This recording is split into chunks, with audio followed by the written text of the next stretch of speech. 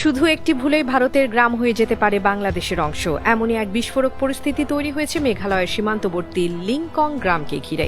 কাঁটাতারের বেড়া নির্মাণের একটি সিদ্ধান্তই এমন বাস্তবতা তৈরি করেছে, যেখানে ভারতীয় নাগরিকদের বসতভিটা এক ঝটকায় দেশের নিরাপত্তা বেষ্টনীর বাইরে চলে যাওয়ার আশঙ্কা দেখা দিয়েছে। আর সেই সংকট সমাধানে এবার বাংলাদেশের সহযোগিতা চাইতে বাধ্য হয়েছে নয়াদিল্লি।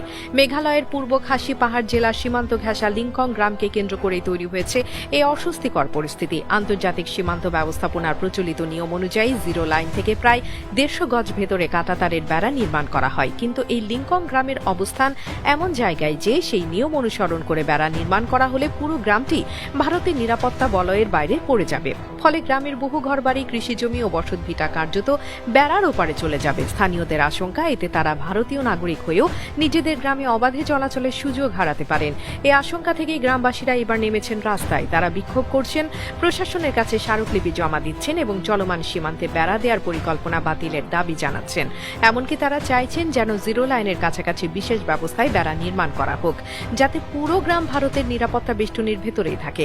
স্থানীয়দের মতে সীমান্ত নিরাপত্তার নামে তাদের জীবন জীবিকা ও বসতভিটা ঝুঁকির মুখে ফেলা কোনোভাবেই গ্রহণযোগ্য নয়। গ্রামবাসীদের দাবির মুখে ভারতের স্বরাষ্ট্র মন্ত্রণালয়ও নতুন বিকল্প নিয়ে ভাবতে শুরু করেছে। জানা গেছে, লিংকং গ্রামকে নিরাপত্তা বলয়ের মধ্যে রাখতে জিরো লাইনে একক সারির বেড়া নির্মাণের প্রস্তাব দিচ্ছে দিল্লি, কিন্তু আন্তর্জাতিক সীমান্তে এমন কোনো ব্যবস্থা নিতে হলে বাংলাদেশের সম্মতি প্রয়োজন। সে কারণে এই বিষয়টি নিয়ে দুই দেশের মধ্যে কূটনৈতিক আলোচনা শুরু হয়েছে, তবে এখন পর্যন্ত বাংলাদেশ কোনো চূড়ান্ত সম্মতি দেয়নি। ফলে পুরো বিষয়টি এখনো অনিশ্চয়তার মধ্যেই রয়েছে। এদিকে পরিস্থিতি সামাল দিতে লিংকং গ্রামে অতিরিক্ত বিএসএফ চৌকি স্থাপন করা হয়েছে এবং নজরদারি বাড়ানো হয়েছে, কিন্তু গ্রামবাসীরা বলছেন পাহারা বাড়িয়ে নয়, পরিকল্পনার ভুল সংশোধন করে এই সংকটের সমাধান করতে হবে। যে সীমান্ত পরিকল্পনা একটি ভারতীয় গ্রামকেই নিরাপত্তা বেষ্টনীর বাইরে ঠেলে দিতে পারে, সেই পরিকল্পনার দায় শেষ পর্যন্ত কে নেবে?